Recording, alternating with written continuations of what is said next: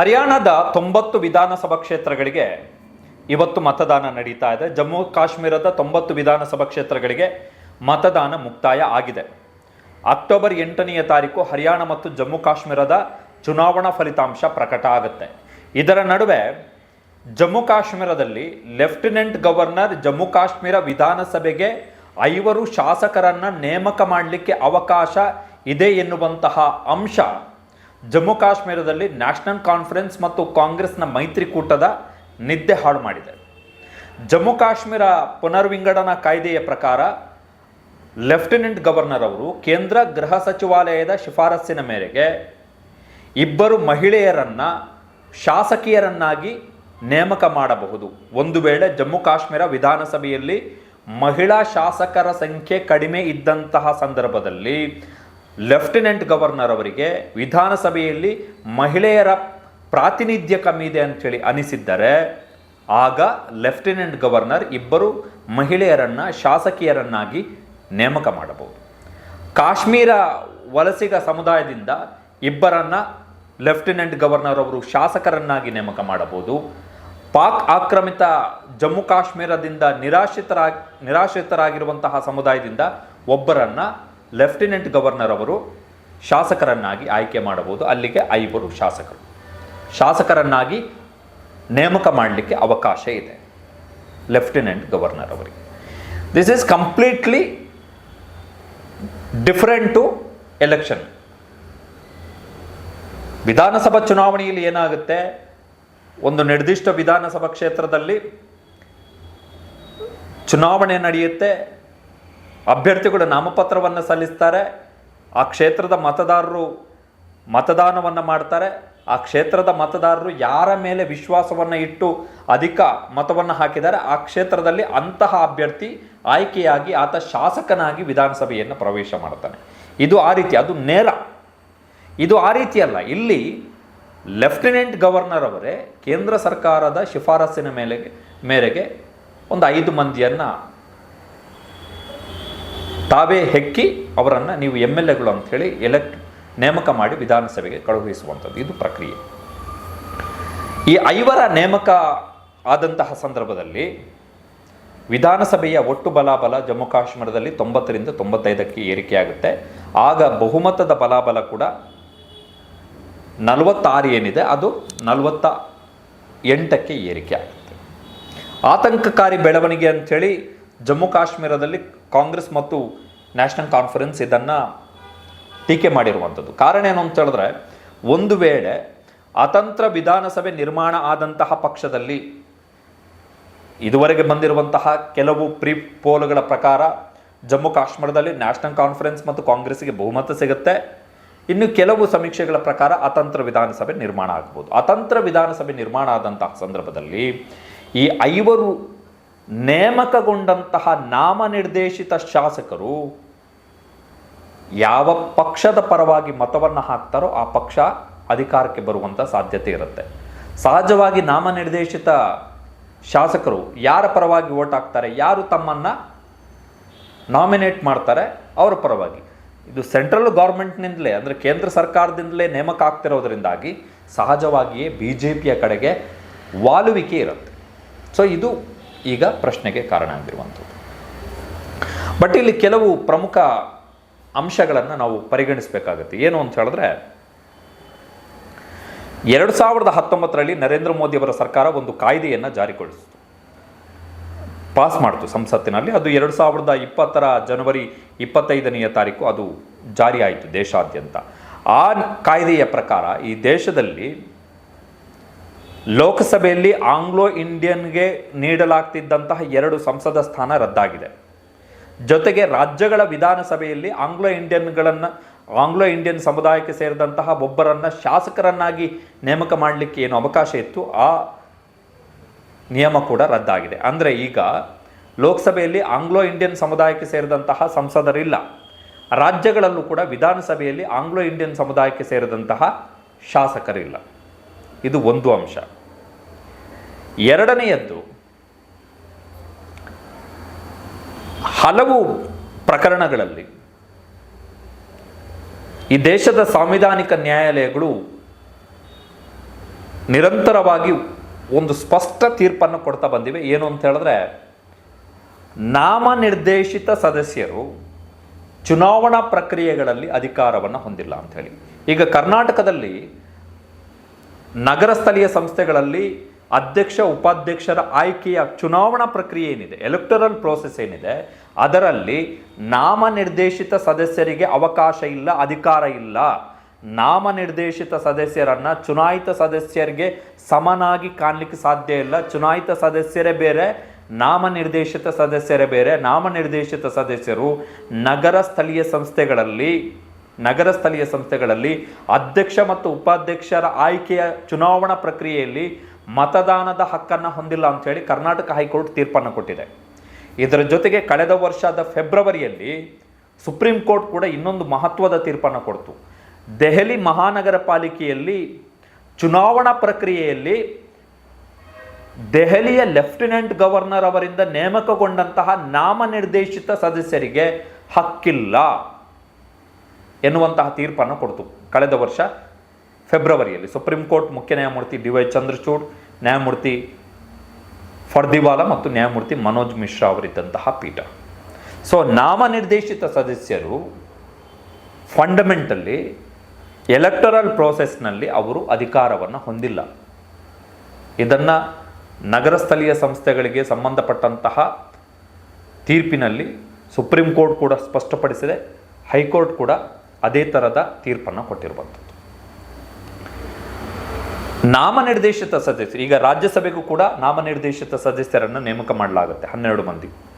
ವಿಧಾನ ಪರಿಷತ್ತುಗಳಿಗೂ ಕೂಡ ನಾಮನಿರ್ದೇಶಿತ ಸದಸ್ಯರನ್ನು ನೇಮಕ ಮಾಡಲಾಗುತ್ತೆ. ಬಟ್ ವಿಧಾನ ಪರಿಷತ್ತು ಅಥವಾ ರಾಜ್ಯಸಭೆಗೆ ನೇಮಕ ಮಾಡುವಂತಹ ನಾಮನಿರ್ದೇಶಿತ ಸದಸ್ಯರಿಗೂ ಲೋಕಸಭೆ ಮತ್ತು ವಿಧಾನಸಭೆಗೆ ನೇಮಕ ಮಾಡಲಾಗುವಂತಹ ನಾಮನಿರ್ದೇಶಿತ ಸದಸ್ಯರಿಗೂ ಸಂಪೂರ್ಣ ವ್ಯತ್ಯಾಸ ಇದೆ. ಕಾರಣ ಏನು ಅಂತ ಹೇಳಿದ್ರೆ, ಈ ದೇಶದಲ್ಲಿ ಒಂದು ಸರ್ಕಾರದ ಅಳಿವು ಉಳಿವು ನಿರ್ಧಾರ ಆಗುವಂಥದ್ದು ಲೋಕಸಭೆಯಲ್ಲೇ ಹೊರತು ರಾಜ್ಯಸಭೆಯಲ್ಲಿ ಅಲ್ಲ. ರಾಜ್ಯಗಳಲ್ಲಿ ಒಂದು ಸರ್ಕಾರದ ಅಳಿವು ಉಳಿವು ನಿರ್ಧಾರ ಆಗುವಂಥದ್ದು ವಿಧಾನಸಭೆಯಲ್ಲೇ ಹೊರತು ವಿಧಾನ ಪರಿಷತ್ನಲ್ಲಿ ಅಲ್ಲ. ಸೊ ವಿಧಾನಸಭೆಗೆ ನಾಮನಿರ್ದೇಶಿತ ಸದಸ್ಯರು ಶಾಸಕರಾಗಿ ನೇಮಕಗೊಂಡಂತಹ ಸಂದರ್ಭದಲ್ಲಿ ಅದು ಸರ್ಕಾರದ ಅಳಿವು ಉಳಿವಿನ ಮೇಲೂ ಕೂಡ ಪರಿಣಾಮವನ್ನು ಬೀರುತ್ತೆ. ಅಳಿವು ಉಳಿವಿನ ಮೇಲೆ ಪರಿಣಾಮ ಬೀರುತ್ತೆ ವಿಧಾನಸಭೆ ಮತ್ತು ಲೋಕಸಭೆಯಲ್ಲಿ ಈಗ ಆಂಗ್ಲೋ ಇಂಡಿಯನ್ ಇಲ್ಲ. ವಿಧಾನಸಭೆಯಲ್ಲೂ ಕೂಡ ಆಂಗ್ಲೋ ಇಂಡಿಯನ್ಸ್ ಇಲ್ಲ ಈಗ. ಯಾಕಂದರೆ 2020ರಿಂದಲೇ ಅದು ರದ್ದಾಗಿರುವಂಥದ್ದು ಬೈ 2019 ಅಮೆಂಡ್ಮೆಂಟ್ ಆ್ಯಕ್ಟ್ನ ಮುಖಾಂತರ. ಬಟ್ ಜಮ್ಮು ಕಾಶ್ಮೀರದಲ್ಲಿ ಈಗ 5 ಸದಸ್ಯರನ್ನು ನಾಮನಿರ್ದೇಶಿತ MLAಗಳನ್ನಾಗಿ ನೇಮಕ ಮಾಡಲಿಕ್ಕೆ ಅವಕಾಶವನ್ನು ಮಾಡಿಕೊಡಲಾಗಿದೆ. ಸೊ ಇದು ಇಂಡೈರೆಕ್ಟ್ಲಿ ಅಧಿಕಾರವನ್ನು ಹಿಡಿಯುವಂತಹ ಪ್ರಯತ್ನ ಅಂತೇಳಿ. ನಾಮನಿರ್ದೇಶಿತ ಸದಸ್ಯರಿಗೆ ರಾಜ್ಯಸಭೆಯಲ್ಲಿ ಕೂಡ ಮತದಾನದ ಹಕ್ಕಿದೆ. ಯಾವುದರ ಮೇಲೆ? ಮಸೂದೆಗಳ ಮೇಲೆ ಅವರು ಚರ್ಚೆಯಲ್ಲಿ ಭಾಗವಹಿಸ್ಬೋದು, ಮಸೂದೆಗಳ ಪರವಾಗಿ ಮತವನ್ನು ಹಾಕ್ಬೋದು, ಮಸೂದೆಗಳ ವಿರುದ್ಧವಾಗಿ ಬೇಕಾದರೆ ಮತವನ್ನು ಹಾಕ್ಬೋದು. ವಿಧಾನ ಪರಿಷತ್ನಲ್ಲೂ ಕೂಡ ಅಷ್ಟೇ. ಬಟ್ ರಾಜ್ಯಸಭೆ ಆಗಲಿ ವಿಧಾನ ಪರಿಷತ್ತಾಗಲಿ ಸರ್ಕಾರದ ಅಸ್ತಿತ್ವವನ್ನು ನಿರ್ಧಾರ ಮಾಡಲ್ವಲ್ಲ. ಸರ್ಕಾರ ಯಾವ ಪಕ್ಷದ ಸರ್ಕಾರ ಬೇಕು ಎನ್ನುವಂಥದ್ದನ್ನು ನಿರ್ಧಾರ ಮಾಡುವಂಥದ್ದು ಲೋಕಸಭೆ ಮತ್ತು ವಿಧಾನಸಭೆ ಮಾತ್ರ. ರಾಜ್ಯಗಳಲ್ಲಿ ವಿಧಾನಸಭೆ, ದೇಶದಲ್ಲಿ ಲೋಕಸಭೆ. ಹೀಗಾಗಿ ವಿಧಾನಸಭೆಗೆಯೇ ನಾಮನಿರ್ದೇಶಿತ ಸದಸ್ಯರನ್ನು MLA ಆಗಿ ಆಯ್ಕೆ ಮಾಡುವಂತಹ ಸಂದರ್ಭದಲ್ಲಿ ಅವರಿಗೆ ಉಳಿದ ಚುನಾಯಿತ ಸದಸ್ಯರ ಜೊತೆಗೆ ಎಲೆಕ್ಷನ್ನಲ್ಲಿ ಡೈರೆಕ್ಟ್ ಎಲೆಕ್ಷನ್ನಲ್ಲಿ ಗೆದ್ದಂತಹ ಸದಸ್ಯರ MLAಗಳ ಜೊತೆಗೆ ಅದೇ ಸಮಾನವಾದಂಥ ಹಕ್ಕನ್ನು ಕೊಟ್ಟಂತಹ ಸಂದರ್ಭದಲ್ಲಿ ಎಲೆಕ್ಷನ್ ಪ್ರೋಸೆಸ್ನ ಅಗತ್ಯತೆಯ ಬಗ್ಗೆ ಪ್ರಶ್ನೆ ಕಾಡುತ್ತೆ. ಹಾಗಾದರೆ ಏನಕ್ಕೆ ಎಲೆಕ್ಷನ್ ಮಾಡಬೇಕು ಎನ್ನುವಂಥ ಪ್ರಶ್ನೆ ಕಾಡುತ್ತೆ. ಜೊತೆಗೆ ಆ ಫಲಿತಾಂಶ, ಈ 5 ನಾಮನಿರ್ದೇಶಿತ MLAಗಳ ಕಾರಣದಿಂದ ಆ ಫಲಿತಾಂಶದಲ್ಲಿ ಯಾರಿಗೆ ವರ್ಡಿಕ್ಟ್ ಬಂತು, ಇಂಥವರು ಸರ್ಕಾರ ರಚನೆ ಮಾಡಬೇಕು ಅಂತೇಳಿ ಜನ ಏನು ತೀರ್ಪು ಕೊಡ್ತಾರೆ, ಅದಕ್ಕೆ ತದ್ವಿರುದ್ಧವಾದಂತಹ ಪರಿಣಾಮವನ್ನು ಈ ನಾಮನಿರ್ದೇಶಿತ ಸದಸ್ಯರು ಮಾಡಬಹುದು. ಫಾರ್ ಎಕ್ಸಾಂಪಲ್, ಜಮ್ಮು ಕಾಶ್ಮೀರ ವಿಧಾನಸಭೆಗೆ 90 ವಿಧಾನಸಭಾ ಕ್ಷೇತ್ರಗಳಿಗೆ ಚುನಾವಣೆ ನಡೆದಿದೆ. 90 ವಿಧಾನಸಭಾ ಕ್ಷೇತ್ರಗಳಲ್ಲಿ ನ್ಯಾಷನಲ್ ಕಾನ್ಫರೆನ್ಸ್ ಮತ್ತು ಕಾಂಗ್ರೆಸ್ಸು 47 ಸೀಟುಗಳನ್ನು ತೆಗೆದುಕೊಳ್ತು ಅಂತೇಳಿ ಅಂದ್ಕೊಳ್ಳೋಣ. BJP, PDP ಆಫ್ಟರ್ ಎಲೆಕ್ಷನ್ನು ಮತ್ತು ಇತರೆ ಸಣ್ಣ ಪುಟ್ಟ ಪಕ್ಷಗಳು ಅವು ಮೈತ್ರಿಯನ್ನು ಮಾಡಿಕೊಂಡು ಆ ಮೈತ್ರಿಕೂಟದ ಸದಸ್ಯರ ಸಂಖ್ಯೆ 43 ಅಂತ ಅಂದ್ಕೊಳ್ಳೋಣ. ನಾಮನಿರ್ದೇಶಿತ MLAಗಳಿಗೆ ಮತದಾನದ ಹಕ್ಕಿದೆ ಎನ್ನುವಂತಹ ಸಂದರ್ಭದಲ್ಲಿ ಈ 5 ನಾಮನಿರ್ದೇಶಿತ ಸದಸ್ಯರು ಇನ್ ಕೇಸ್ BJP ಮತ್ತು PDP ಈ ಅಲಯನ್ಸ್ನ ಜೊತೆಗೆ ಗುರುತಿಸಿಕೊಂಡಂತಹ ಸಂದರ್ಭದಲ್ಲಿ ಇನ್ ಕೇಸ್ ಆದರೆ ಆಫ್ಟರ್ ಎಲೆಕ್ಷನ್ ನಾನು ಹೇಳ್ತಾ ಇರೋದು ಊಹೆ, ಆಗ ಎಷ್ಟಾಗುತ್ತೆ? 43 + 5 48 ಆಗುತ್ತೆ. ಸೊ ಆಗ ಈ ಒಂದು ನ್ಯಾಷನಲ್ ಕಾನ್ಫರೆನ್ಸ್ ಮತ್ತು ಕಾಂಗ್ರೆಸ್ ನೇರ ಚುನಾವಣೆಯಲ್ಲಿ ಬಹುಮತ ಗೆದ್ದಾಗಿಯೂ ಕೂಡ ಸರ್ಕಾರ ರಚನೆಗೆ ಅವಕಾಶ ಸಿಗಲ್ಲ. ಕಾರಣ ಏನು ಅಂತ ಹೇಳಿದ್ರೆ ನಾಮನಿರ್ದೇಶಿತ MLAಗಳು BJPಯ ಕಡೆಗೆ ವಾಲಿದ್ದರ ಕಾರಣಕ್ಕೋಸ್ಕರ. ಸೊ ಇದು ಅಪಾಯ. So it is nothing but defeating the electoral result, ಚುನಾವಣಾ ಫಲಿತಾಂಶವೊಂದನ್ನು ವಿಫಲಗೊಳಿಸುವಂತಹ ಪ್ರಕ್ರಿಯೆ. ಇನ್ನೊಂದು ಇಂಪಾರ್ಟೆಂಟ್ ಪ್ರಕರಣವನ್ನು ಹೇಳಲೇಬೇಕು. ಅಗೇನ್ ಅದು ಕರ್ನಾಟಕಕ್ಕೆ ಸಂಬಂಧಪಟ್ಟಿದ್ದು. 2018ರಲ್ಲಿ ಎಲ್ರಿಗೂ ಗೊತ್ತಿದೆ, ಕರ್ನಾಟಕದಲ್ಲಿ ಯಾರಿಗೂ ಬಹುಮತ ಬರಲಿಲ್ಲ. BJP ಸಿಂಗಲ್ ಲಾರ್ಜೆಸ್ಟ್ ಪಾರ್ಟಿಯಾಗಿ ಬಂತು, 104 ಸೀಟುಗಳನ್ನು ಪಡೆದು. ಸೊ ಅತಿ ದೊಡ್ಡ ಪಕ್ಷವಾಗಿದ್ದ ಕಾರಣ ರಾಜ್ಯಪಾಲರು ಯಡಿಯೂರಪ್ಪ ಅವರನ್ನು ಸರ್ಕಾರ ರಚನೆಗೆ ಆಹ್ವಾನ ಮಾಡಿದ್ರು. ಯಡಿಯೂರಪ್ಪನವರು ಪ್ರಮಾಣ ವಚನವನ್ನು ಸ್ವೀಕರಿಸಿದ್ರು ಒಂಟಿಯಾಗಿ ಚುನಾವಣಾ ಫಲಿತಾಂಶ ಪ್ರಕಟ ಆದ ಬೆನ್ನಲ್ಲೇ. ಅದಾದ ಬಳಿಕ ಯಡಿಯೂರಪ್ಪನವರ ಶಿಫಾರಸ್ಸಿನ ಮೇರೆಗೆ ಗವರ್ನರ್ ಅವರು ಕರ್ನಾಟಕ ವಿಧಾನಸಭೆಗೆ ಆಂಗ್ಲೋ ಇಂಡಿಯನ್ ಶಾಸಕರನ್ನು ನೇಮಕ ಮಾಡ್ತಾರೆ. ಸುಪ್ರೀಂ ಕೋರ್ಟ್ನಲ್ಲಿ ಕಾಂಗ್ರೆಸ್ ಮತ್ತು JDS ಜಂಟಿಯಾಗಿ ಸಲ್ಲಿಕೆ ಮಾಡಿದಂತಹ ಅರ್ಜಿಯ ವಿಚಾರಣೆಯ ಸಂದರ್ಭದಲ್ಲಿ ಸುಪ್ರೀಂ ಕೋರ್ಟ್ ಒಂದು ಮಹತ್ವದ ಸೂಚನೆಯನ್ನು ಕೊಡುತ್ತೆ. ಏನು ಅಂತ ಹೇಳಿದ್ರೆ, ಮೇ 18ನೇ ತಾರೀಕು 2018ರಲ್ಲಿ ಈ ತೀರ್ಪು ಬಂದಿದ್ದು. ಮೇ 19ನೇ ತಾರೀಕು ಸಂಜೆ 4:30 ಒಳಗಡೆ ಯಡಿಯೂರಪ್ಪನವರು ಕರ್ನಾಟಕ ವಿಧಾನಸಭೆಯಲ್ಲಿ ತಮ್ಮ ಬಹುಮತವನ್ನು ಸಾಬೀತುಪಡಿಸಬೇಕು.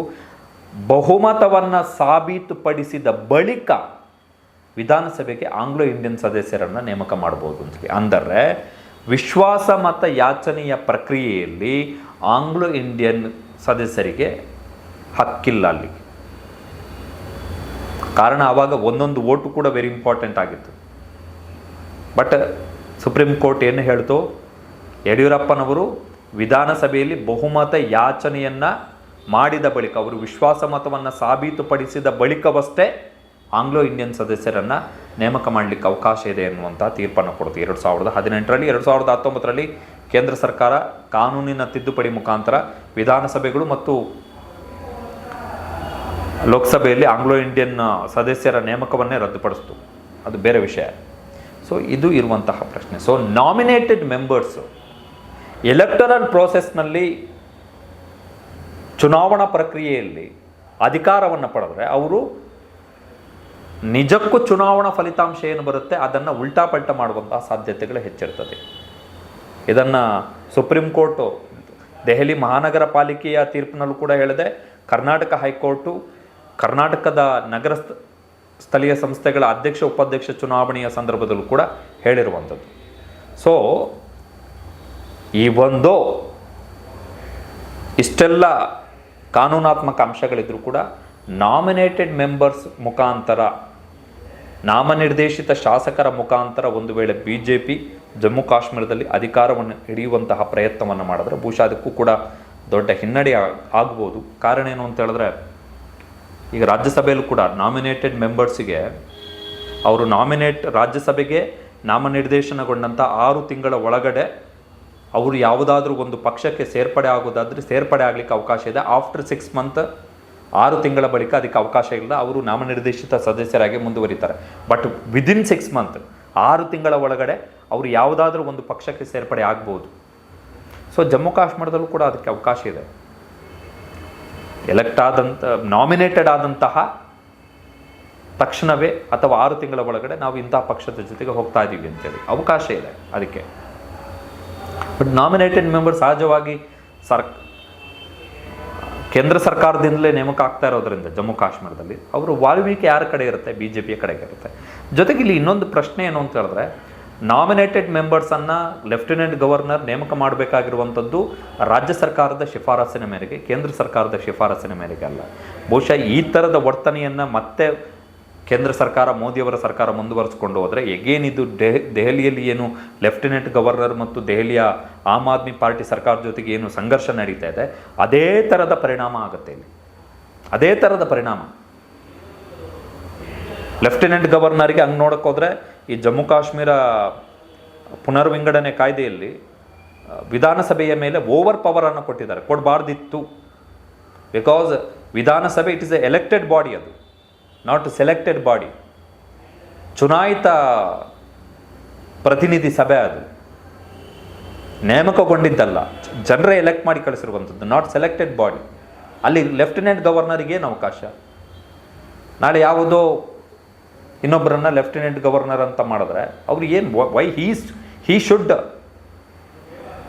Use his power in assembly. So ಇದು ಪ್ರಮುಖವಾದಂಥ ಅಂಶ. ನೋಡೋಣ ಏನು ಮಾಡ್ತಾರೆ ಅಂತೇಳಿ. ಅಡ್ಡದಾರಿಗಳು ತುಂಬ ಇದ್ದಾವೆ ಬಿ ಜೆ ಪಿಗೆ. Operation Kamala, ED, CBI, IT, ಅದ್ರ ಜೊತೆಗೆ ಇದು ಅಡ್ಡದಾರಿಗಳು ತುಂಬ ಇದ್ದಾವೆ. ಹೇಗೆ ಚಂಡೀಗಢ ಪಾಲಿಕೆಯ ಚುನಾವಣೆಯಲ್ಲಿ ಅಡ್ಡದಾರಿ ಹಿಡಿದು ಮೇಯರ್ ಆಗಲಿಕ್ಕೆ ಪ್ರಯತ್ನವನ್ನು ಪಡ್ತು BJP, ಮುಖಭಂಗವನ್ನು ಅನುಭವಿಸಿತು ಸುಪ್ರೀಂ ಕೋರ್ಟ್ನಲ್ಲಿ, ಅದೇ ಥರದ ಪ್ರಕ್ರಿಯೆಗಳು ಜಮ್ಮು ಕಾಶ್ಮೀರದಲ್ಲಿ ಬಹುಶಃ BJP ಪ್ರಯತ್ನ ಪಡ್ತಾ ಇರುವಂಥದ್ದು. ಒಂದು ವೇಳೆ ಟ್ರಸ್ಟ್ ವೋಟ್ನ ಬಳಿಕವಷ್ಟೇ ಈ 5 MLAಗಳನ್ನು ನಾಮಿನೇಟ್ ಮಾಡಲಿಕ್ಕೆ ಅವಕಾಶ ಇದೆ ಅಂತೇಳಿ ಏನಾದರೂ ತೀರ್ಪು ಬಂದರೆ BJPಗೆ ಮುಖಭಂಗ ಆಗುತ್ತೆ. ಹರಿಯಾಣದಲ್ಲಿ ಹೀನಾಯವಾಗಿ ಸೋತು ಆಗುವಂತಹ ಅವಮಾನವನ್ನು ಜಮ್ಮು ಕಾಶ್ಮೀರದಲ್ಲಿ ಈ ಮುಖಾಂತರ ಅದಕ್ಕೆ ಪರಿಹಾರವನ್ನು ಕಂಡುಕೊಳ್ಳುವಂಥ ಪ್ರಯತ್ನವನ್ನು BJP ಮಾಡಬಹುದು. ಕಾರಣ ಏನು ಅಂತ ಹೇಳಿದ್ರೆ, ಮೋದಿ ಮತ್ತು ಅಮಿತ್ ಶಾ ಕಾನೂನಿಗೆ ವಿರುದ್ಧವಾಗಿ ಏನೆಲ್ಲ ಪ್ರಯೋಗಗಳನ್ನು ಮಾಡ್ಬೋದು ಅದನ್ನೆಲ್ಲ ಕಳೆದ 10 ವರ್ಷಗಳಲ್ಲಿ ಈ ದೇಶದ ರಾಜಕಾರಣದಲ್ಲಿ ಮಾಡಿ ಆಗಿದೆ. It's not A new thing, ಮಾಡಿ ಆಗಿದೆ.